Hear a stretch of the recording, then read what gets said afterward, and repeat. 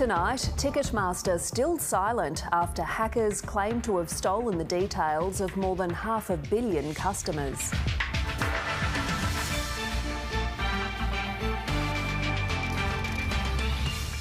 As suspensions in state schools grow, the Queensland Government looks at better ways to manage student behaviour. An early morning crash claims the lives of 3 people on a South Burnett highway. And a Gold Coast teen making skateboarding history again.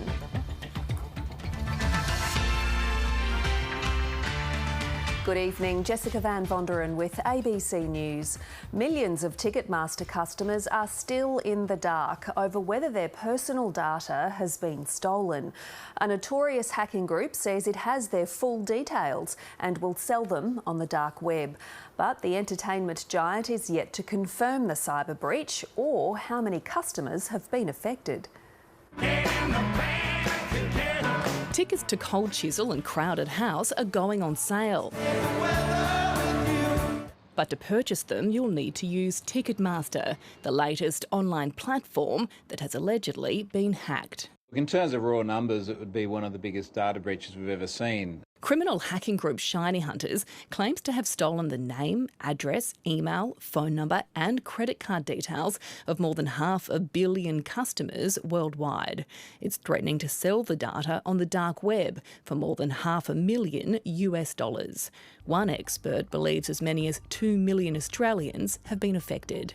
First thing when I heard it, I logged onto my account to check my credit cards and unfortunately had 3 cards in our systems. If the data's gone, it's data's gone. I thought, wow, I've only used it once and it makes me feel unsafe now. I'm a bit worried. Following a horror run in the US, with unhappy Taylor Swift fans unable to get tickets, then a legal push to break up the company, Ticketmaster is now facing angry customers demanding more information. It's just communication 101, just get it out there and let people know we're looking into it and we'll keep you updated, and there's been nothing. The Australian government says it's been in contact with Ticketmaster as it tries to work out the scale of the cyber breach. We have an organisation that has said nothing. There's been no public communications. There's been no communications to affected customers. It's probably one of the highest failures that we've seen. The FBI has offered assistance to Australian authorities. Amy Greenbank, ABC News. The Prime Minister's denying Australia's immigration policy has been prescribed by New Zealand during a heated debate in federal parliament. Anthony Albanese's government is rushing to cancel visas for dozens of convicted criminals permitted to remain in Australia as a result of a contentious policy signed by the Immigration Minister. Here's political reporter Matthew Doran. A brief parliamentary reprieve for an embattled minister. My question is to the Prime Minister. His boss now in the opposition's sights. Why did this weak and incompetent Prime Minister put his close and sycophantic relationship with Jacinda Ardern ahead of the safety of Australians? All the anger's there in just one question. The anger, the abuse. The Immigration Minister's been condemned for a direction he penned dictating officials and tribunals take into account the length and strength of a foreign national's ties to the community before cancelling their visas. Convicted criminals from New Zealand and elsewhere allowed to stay in the country as a result.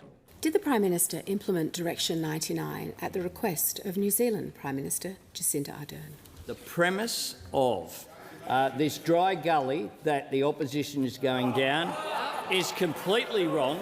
The Prime Minister returning serve. On this bloke's watch, 1,300 hardcore criminals were released from immigration. Convicted sex offenders, murderers and accessories to murder, including a British man who helped another man carry the victim's body to the boot of a car and dump it in a makeshift grave. And a New Zealander convicted of 3 charges of an indecent act with a child under 16.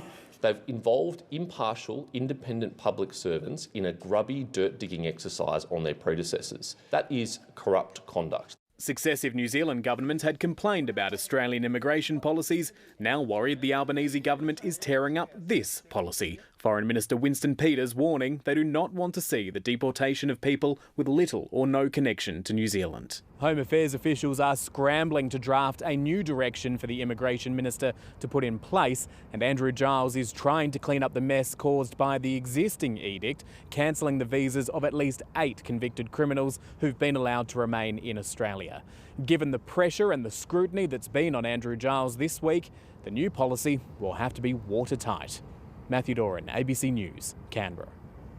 New data shows almost 80,000 suspensions were issued to students at Queensland state schools last year.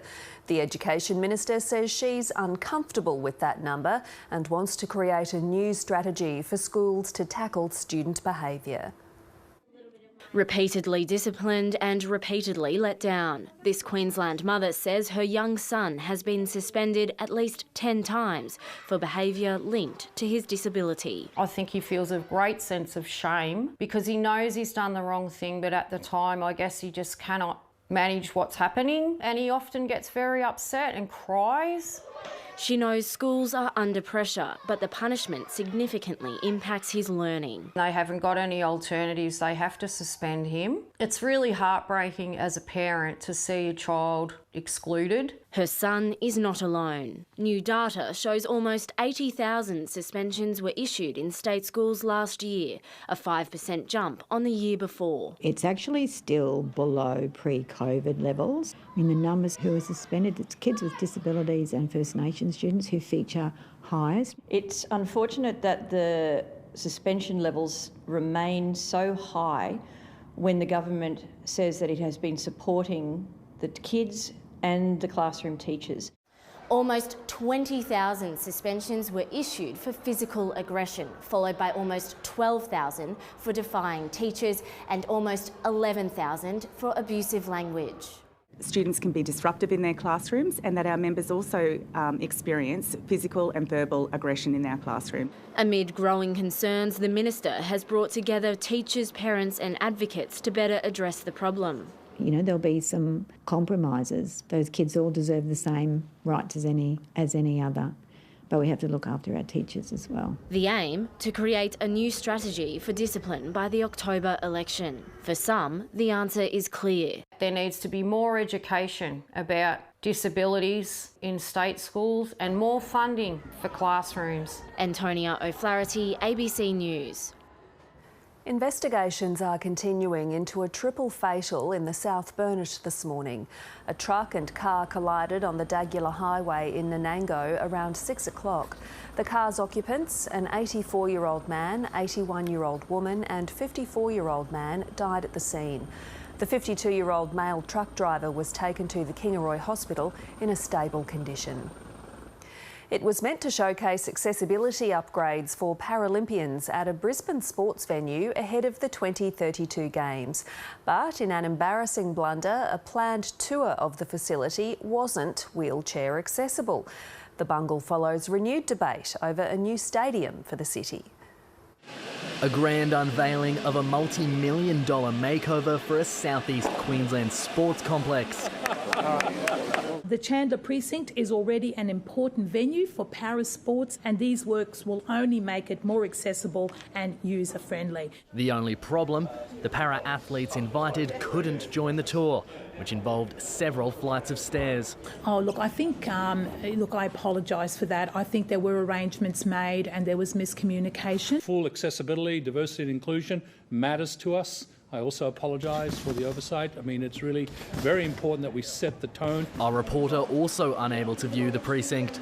My understanding is the centre organised it. My office is not on site here. We do not have the privy of where we were going. It comes amid renewed debate over venues for the event. Brisbane 2032 Games Chief Executive Cindy Hook yesterday encouraging people to speak up if they want a new Olympic stadium. I spend every single day out in Queensland talking to Queenslanders, hearing from them what they think, and if they wanted a new $3.5 billion stadium, they would have told me that. Politics is all about optics, and press conferences are often carefully planned events, making today's bungle all the more embarrassing for the government. It's taken the focus away from its latest cost of living measure, funding for free meals at state schools. Whether it's through a school lunch or a school breakfast, or whether it's buying from the tuck shop, we are increasing the number of healthy options for them. They say there's no such thing as a free lunch, but the Premier clearly disagrees. I'm pretty hungry. Alex Brewster, ABC News Brisbane. Queensland has recorded its biggest ever cluster of Mpox. The virus, formerly known as monkeypox, is rarely seen in Australia, but there have been 10 cases reported in Queensland this month. The cases are all linked, and contact tracing is underway to find anyone else who might be infected. Symptoms usually start with a high fever, headaches and muscle pain, and then a rash. It can usually be managed at home, but some people may need to be hospitalised. It's spread through direct, close contact, so usually people that are having close relations, and so, that's why we do see it be transmitted through sex workers and through sexual contact. 16 infections have also recently been reported in Victoria, but at this stage authorities say there's no evidence the two outbreaks are linked. There is a vaccine. It's not going to spread throughout the population like something like COVID or the flu. Fortunately, it's not that easy to pass on, and we have a vaccine for it. So it is one we should be able to control reasonably well. The ABC's managing director has defended high-profile journalist Laura Tingle over comments she made about racism and the opposition leader. At a writers' festival last weekend, Ms Tingle said that Australia was a racist country and criticised opposition leader Peter Dutton for blaming migrants for shortages in housing and services. The ABC's news director subsequently counselled Ms Tingle for not providing sufficient context, balance and supporting information in her remarks about Mr Dutton. Managing Director David Anderson was questioned extensively about Ms Tingle's comments in a parliamentary committee. He said the lack of context at the time was problematic, but he stood by Ms Tingle's journalism. An Australian activist is facing life behind bars in Hong Kong after being convicted under a national security law imposed by China. In the biggest trial against democracy, opposition dual citizen Gordon Ong was convicted of subversion along with 13 other high-profile democracy activists. It comes more than 3 years after police conducted mass dawn raids. Foreign Minister Penny Wong says she's deeply concerned by the verdict, and the government is requesting consular access to Mr Ong, who was detained in early 2021. He's previously written a letter from detention saying he misses Australia. He'll be sentenced at a later date. There are renewed hopes Australia's trade war with China is nearing its end, with Beijing lifting import bans on 5 meatworks overnight. The abattoirs from Queensland and New South Wales had been trading close to $1 billion worth of meat with China when they were locked out in 2021. Beef was one of the first sectors to be hit with trade sanctions that also extended to wine, coal, barley and lobsters. While China said the meat bans were due to technical reasons, it was widely believed to be an act of political retribution. Specialist crews from Australia have touched down in Papua New Guinea following devastating landslides. The country's Prime Minister has blamed extraordinary rainfall for the disaster as he faces criticism for being slow to respond. The sound of a shattered community. Men, women and children evacuated from settlements devastated by the landslide gather together, facing a deeply uncertain future. Gardens and houses have all been destroyed. We need food to eat and houses to sleep. Aid is slowly getting in, and a nearby gold mine is promising to send heavy machinery to recover bodies still buried under the rubble and earth. But there are fears the danger isn't over. The stones from the mountains still keep falling. Our houses have been destroyed and we want the government to help us. Officials want to relocate up to 10,000 people from nearby villages that they believe are at risk of further landslides. But it's a massive undertaking. Being a rural province, we don't have the capacity or the know-how to deal with a disaster of this magnitude. Facing a likely no-confidence motion in Parliament this week, Prime Minister James Marape has been accused of focusing on keeping his job and not relief. He's now announced he'll visit the devastated region tomorrow.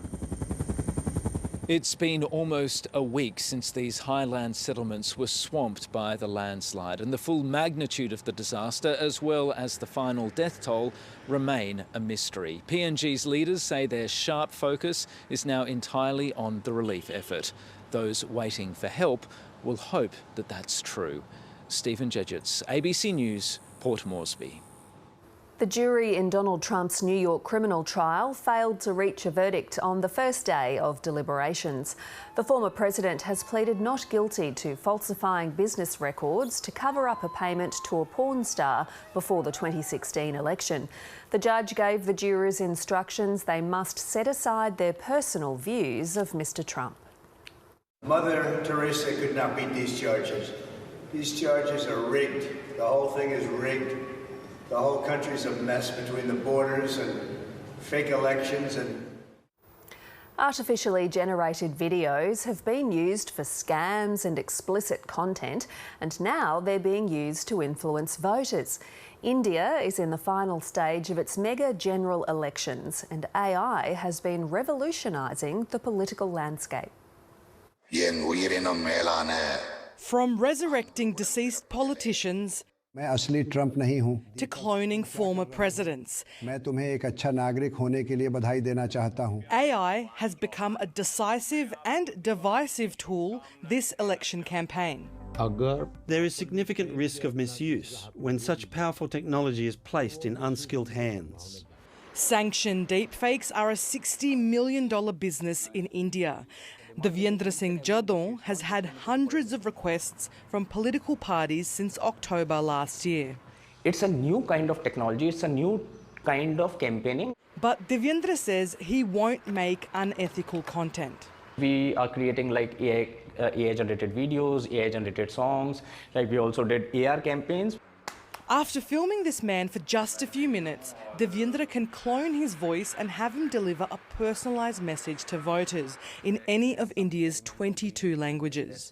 More than 800 million people are connected to internet, and the data rates are so cheap, and obviously political parties have such good network and distribution channels where they can reach out to more masses. Sagar Vishnoi runs workshops to help law enforcement counter deepfakes. It can even create riots or disturb the social fabric of the nation by making some political leaders speak about some religion or caste. It's a constant battle for fact checkers. It is very difficult to change the mind of somebody who is willing to believe a lie as long as it furthers their own beliefs and their own confirmation and their own biases. Experts say the technology will evolve to a point where it will be almost impossible for the average viewer to identify a deep fake. In fact, what you're seeing right now has been artificially generated. Meghna Bali, ABC News, Pushkar. Despite being fully decriminalised in many states across Australia, many sex workers are still battling to use basic business tools like EFTPOS or credit cards. But some in the adult industry are now fighting back against the financial discrimination. Matthew Roberts spends a lot of time talking to people in his industry about the issues that they face getting banking services. As you know, I run a business, just like you do. And I just can't get an EFTPOS machine. I had a very similar experience when I was trying to buy this business. Now Matthew may have set a precedent after he took on 2 finance companies who withdrew his access to this EFTPOS facility. We ultimately got both companies to flip their policies and end their blanket ban on sex work. Matthew's lawyers ran his case under state rules that were brought in 2 years ago. Sex work in Victoria is decriminalised, and it is now unlawful to discriminate against someone on the basis of a lawful occupation.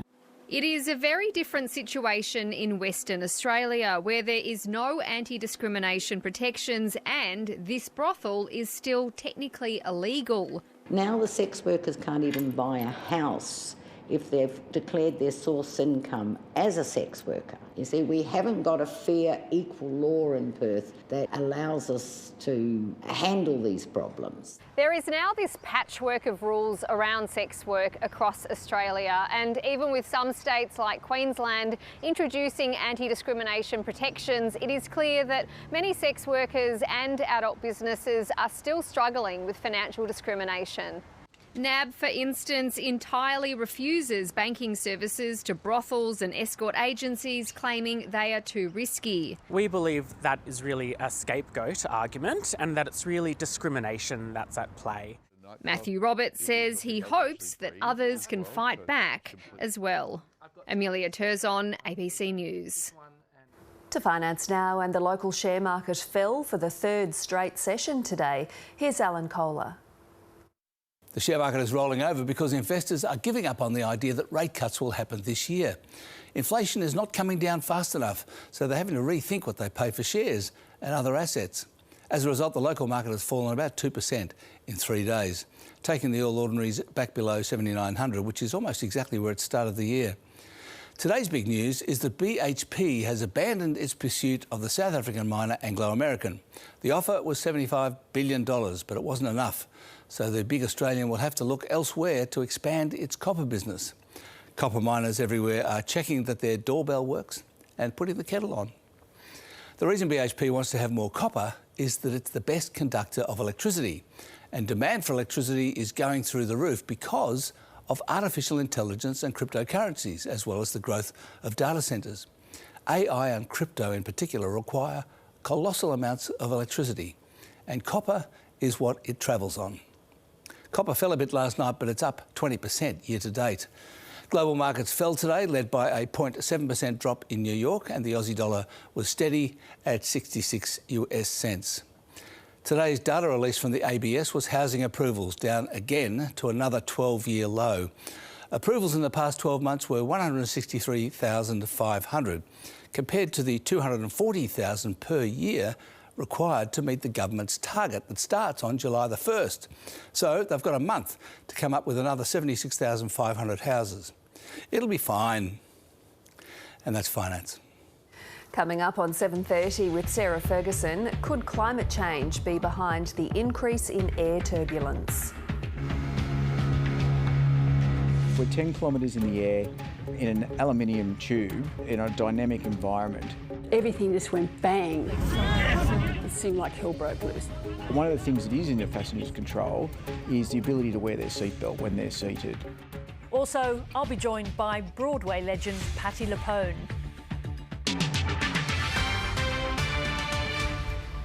The Queensland Maroons resumed training on the Gold Coast this morning after a rest day. Forward Harry Grant is back with the group after falling ill, while Dolphins fullback Hamiso Tabuai-Fidow says he's fit and ready to play in Sydney next Wednesday, having returned from a hamstring injury in April. He says to play Origin, he had to regain top speed in just 2 weeks. The Melbourne Rebels Super Rugby Pacific team has been axed after 14 seasons in the league. Rugby Australia had been propping up the club this season after administrators were called in, but today they pulled the pin, rejecting a proposed rescue plan and leaving the competition without a Victorian team. The Melbourne Rebels gathered this morning to hear the news they'd been dreading. Very raw, obviously very disappointed as well. A lot of devastation, to be honest. Rebels prop Daniela Tupou sharing his heartbreak as the players made a quick exit for their flight to Fiji. They'll play their next match of the season on Saturday before a maiden finals berth next weekend. It is not an ideal situation having to remove the Rebels. However, I'll keep coming back to the fact that we have limited resources, we have limited finances. Rugby Australia laying the blame for the club's collapse solely on its directors. Very disappointed. I think they've let rugby stakeholders in Victoria down and rugby stakeholders broadly. With debts of more than $20 million, it was hoped a secret group of investors, led by former Qantas chairman Lee Clifford, could provide the much-needed cash to keep the rebels afloat. But Rugby Australia decided the plan was too financially risky and lacking in detail. The information, at best, what I could say was embryonic and very underdeveloped. We asked for information on who the consortium was. That still has not been forthcoming. The women's team is safe from the chopping block for now, a decision on their future to be made later in the year. But it's over! But today's news is also a blow to Melbourne's chances of hosting finals in the 2027 Men's and 2029 Women's World Cups in Australia. The Rebels, however, say the fight isn't over. I expect the next thing will be that, unfortunately, no one wants this, but it'll end up in court. The players now with the tough task of putting the news aside as they prepare for finals. At the end of the day, winning's a legacy and they want to leave a legacy. Erin Marciko-Vetere, ABC News, Melbourne. World number one Iga Swiatek had a message for loud fans after surviving a scare from Japan's Naomi Osaka at the French Open. Playing in her second Grand Slam since returning from maternity leave, Osaka almost eliminated the reigning champion in the second round. Swiatek saved a match point and went on to win 7-6, 1-6, 7-5. She then reprimanded the lively crowd for yelling and breaking her concentration as she was hitting the ball. When you scream something during the rally or right before the return, it's really, really hard to be focused. Please, guys, if you can support us between the rallies but not during, that'll be really, really amazing. A Gold Coast skateboarding sensation has become the first female ever to land a near impossible trick. Last year, the 14-year-old from Palm Beach was the first female to land a 720, a jump made famous by pro skater Tony Hawk. Now, Arissa True has done one better, landing a 900, spinning 2.5 times in the air. The teen has her sights set on making the Australian Olympic team for Paris in 2024. Weather now with Jenny Woodward. And Jenny, the wet weather is on the way. Yes, Jess, you can see the cloud is moving into the southwest corner. Hello, everyone. Birdsville's had 5 millimetres and there have been wind gusts of 50 to 60 kilometres an hour in the area. And showers have picked up along the east coast too, but the heaviest falls continue in the north. Near Tully, Bulgan Creek had 57 millimetres overnight. In the northwest, Alan was checking out the creek in Cloncurry.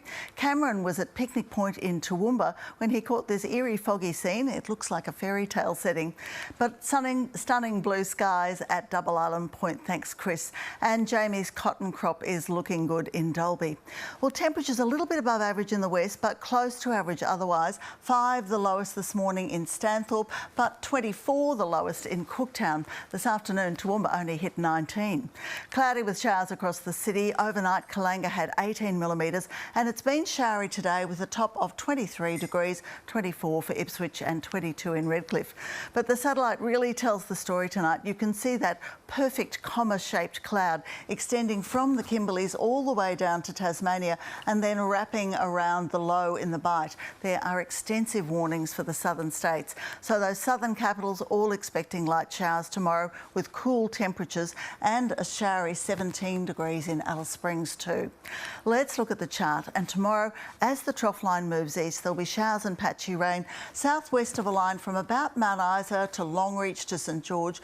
Meanwhile, on the coast, winds and showers starting to ease in the tropics as the high moves out into the Tasman.